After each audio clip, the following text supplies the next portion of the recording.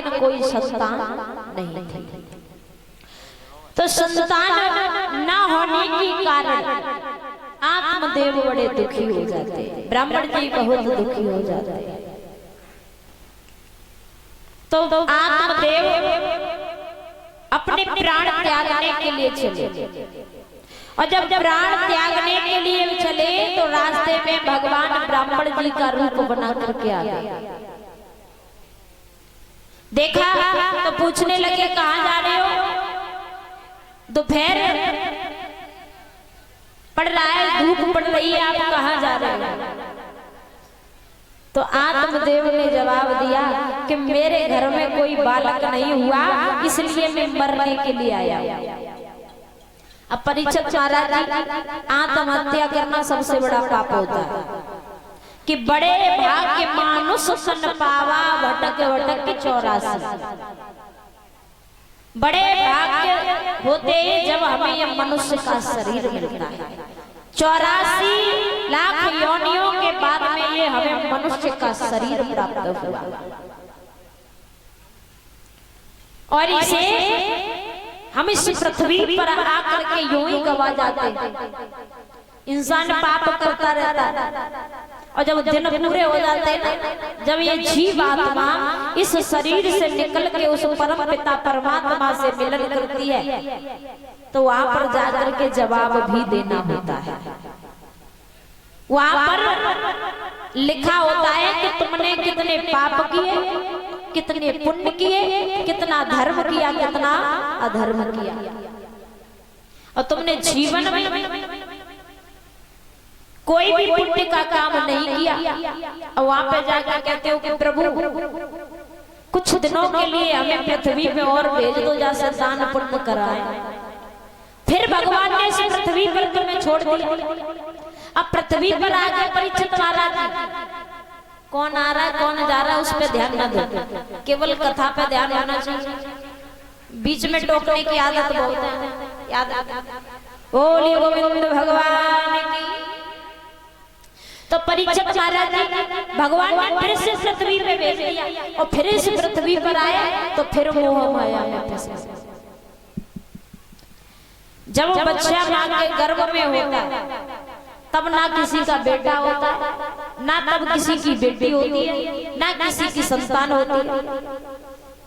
और जब जन्म लेकर के मां के गर्भ से बच्चा इस पृथ्वी पर अपना पैर रखता है, तो ये माया उसे चारों ओर से घेरती है।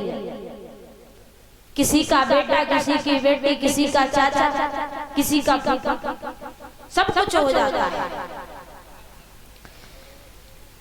वो कहते हैं कि माया संग ना चलेगी, छोड़ दे गठरिया प्राणी पाप की। ये माया, ये संसार के व्यक्ति तुम्हारे साथ जाने वाले नहीं है, जाएगा तो तुम्हारा सिर्फ कर्म तुम्हारे साथ जाएगा। जब बच्चा पैदा होता है तो मुट्ठी बांध के आता है, और जब इस संसार से जाता है तो हाथ पसार के जाता है, ना कुछ लेके आता है ना कुछ लेके जाता है। ना हम कुछ लेके आए हैं ना कुछ लेके जाएंगे, कि 5 तत्व मिले बनो शरीर। ये हमारा शरीर 5 तत्व को मिलकर के बना है। पृथ्वी, आकाश, वायु, जल और अग्नि, 5 तत्व इस शरीर में छुपे हुए हैं। और ये 5 तत्व, ये पंच तत्व का शरीर इसी माटी में मिल जाना है, कि माटी की काया माटी में एक दिन मिल जाएगी। ना सोना काम आया है ना चांदी आई। ये माटी की काया एक दिन इसी माटी में मिल जानी है, ना तो तब सोना काम आएगा ना तब चांदी काम आएगा, सब कुछ यही पड़ा रह जाएगा कि ये मेरा वो मेरा, कुछ भी तुम्हारा नहीं है, कुछ भी हमारा नहीं है। ये चिड़िया नैन बछड़ा है ये संसार, एक दिन इस संसार को छोड़ के हमें जाना भी है। इंसान इस पृथ्वी पर मनुष्य केवल 7 दिनों के लिए आया है। 7 दिन में उसका जन्म होता है और 7 दिन में उसकी मृत्यु भी हो जाती है। हमारा जन्म केवल 7 दिन के लिए हुआ है, और 7 दिन के अंदर इस संसार को छोड़ के हमें जाना भी पड़ता है। ब्राह्मण जी ने आत्मदेव को समझाया कि ये तुम्हारा बेटा या बेटी या नाती या पति, धन दौलत कुछ साथ नहीं जाएगा। तुम कह रहे हो कि जिस घर में बेटा नहीं होता उसे मोक्ष नहीं मिलता, ऐसा नहीं है। मोक्ष तो कर्मों से मिलता है, धर्म से मिलता है, सत्य से मिलता है। आत्मदेव कहने लगे कुछ भी हो जाए, अगर मेरे घर में कोई बालक नहीं हुआ तो मैं सच में मर जाऊंगा। तो ब्राह्मण जी ने आत्मदेव की हस्तरेखा देखी। परीक्षित महाराज जी, जो अपने हाथों की लकीर जो होती है उनमें सब कुछ छुपा होता है कि हमारे नसीब में कितना संतान का योग है, कितना दुख है, कितना सुख है। जब आत्मदेव की हस्तरेखा देखी तो ब्राह्मण जी ने बताया कि हे आत्मदेव, तुम्हारे नसीबों में जन्म जन्मांतर कोई भी संतान का योग नहीं, जन्म जन्म तुम्हारे घर में एक जन्म नहीं कई जन्मों तक संतान होने वाली। आत्मदेव कहने लगे तो मैं घर लौट के नहीं जाऊंगा ब्राह्मण जी, तुम्हारे सामने ही अपने प्राणों को त्याग दूंगा। ब्राह्मण जी को दया, तो ब्राह्मण जी ने आत्मदेव को एक फल दिया और कहा ये फल ले जा करके तुम अपनी पत्नी धुंधली को खिला देना, तुम्हारे घर में संतान की प्राप्ति हो जाएगी। अब आत्मदेव उस फल को लेकर के फल लेकर के जब अपनी पत्नी के पास में आए और कहा कि हे प्रिय, इस फल को खा लो, तुम्हारे गर्भ से एक बालक का जन्म हो जाएगा। तो धुंधली नहीं चाहती थी कि हमारे घर में किसी बालक का जन्म हो, क्योंकि परीक्षित महाराज, जब एक माँ बच्चे को जन्म देती है तो उसका खेलना कूदना श्रृंगार सब कुछ छूट जाता है, पूरा ध्यान बच्चे में लग जाता है। धुंधली ने विचार किया कि अगर मैंने किसी बच्चे को जन्म दिया तो मेरा खेलना कूदना श्रृंगार सब कुछ छूट जाएगा। तो उसी समय धुंधली की बहन धुंधली के घर आई। बहन को जब उदास देखा, कहने लगी बहन क्या बात है, तुम इतनी उदास क्यों? तो धुंधली कहने लगी बहन, मेरे पति एक फल लेकर के आए और मेरे पति ने कहा है कि अगर मैंने वो फल खा लिया तो मेरे गर्भ से बालक का जन्म हो जाएगा, और मैं नहीं चाहती कि मेरे गर्भ से किसी बालक का जन्म हो। तो बहन कहने लगी तुम चिंता न करो, जितना समय इस फल को लाए हुए हुआ है उतने ही समय का गर्भ मेरा है, जो मेरे गर्भ से बालक जन्म लेगा मैं उसे तुम्हें दे दूंगी, पर उसके बदले में मुझे क्या चाहिए? पैसा चाहिए, धन चाहिए।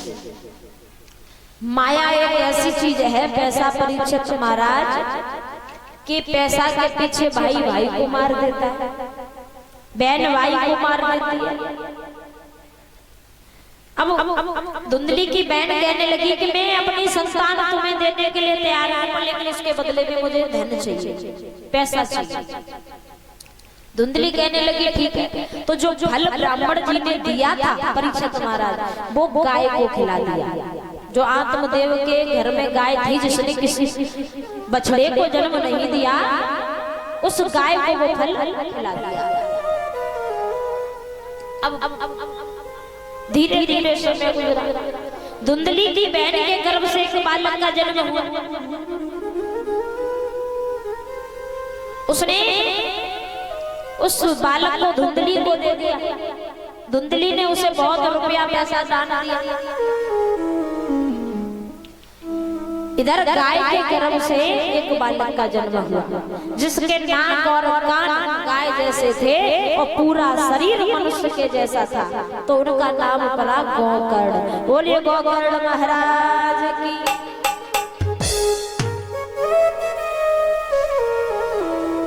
अब धुंधकारी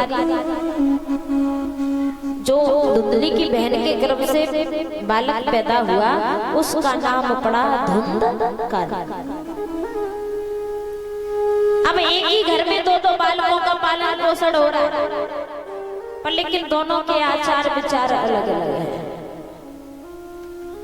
एक धर्म के रास्ते पे चल रहा है और एक अधर्म के रास्ते पे चल रहा है। जैसे परीक्षित महाराज आपके दो बच्चे, अब दो में से एक धर्म के रास्ते पे चल रहा हो और एक अधर्म के रास्ते पे चल रहा हो। गौगढ़ सुबह से लेकर शाम तक भगवान का भजन करते थे। धुंधकारी शराब पीने लगा, जुआ खेलने लगा, वेश्याओं के घर जाने लगा, चोरी करने लगा, अत्याचार करने लगा। अब आत्मदेव बड़े दुखी। पहले तो संतान के लिए दुखी थे, अब संतान से दुखी। पहले उसी बालक के लिए दुखी थे, अब उसी बालक से दुखी है। तभी कहते हैं कि दुखी सब है। कोई तन दुखी, कोई मन दुखी, कोई संतान से दुखी, कोई धन से। अब परीक्षित महाराज पैसे वाले होते हैं जिनके पास में अनाप शनाप पैसा होता है, जैसे कि तुम्हारे पास में बहुत पैसा है, चना को बहुत रुपया है तुम्हारे पास, खर्चो नहीं करना चाहता हो बस। तो परीक्षित महाराज जो पैसे वाले होते हैं ना, उनको मखमल के गद्दे पर भी नींद नहीं आती। और जो गरीब होता है दिन भर खेत में काम करता है, और जब काम करके आता है तो वो ये नहीं देखता कि चार पाई हो, वो जमीन पे ही सो जाता है। तो पैसे वालों को तो मखमल के गद्दे पर भी नींद नहीं आती, सुकून की नींद। उन्हें यही लगा रहता है कि इस पैसे को मैं कहाँ खर्च करूं और कहीं मेरा पैसा चला ना। सबसे ज्यादा जो हार्ट अटैक पड़ता है पैसे वालों को पड़ता है। तो परीक्षित महाराज ज्यादा पैसा इकट्ठा नहीं करेंगे, गलत बात। बोलिए आनंद कंद भगवान की, बोले गोविंद भगवान की, जय जय श्री राधे।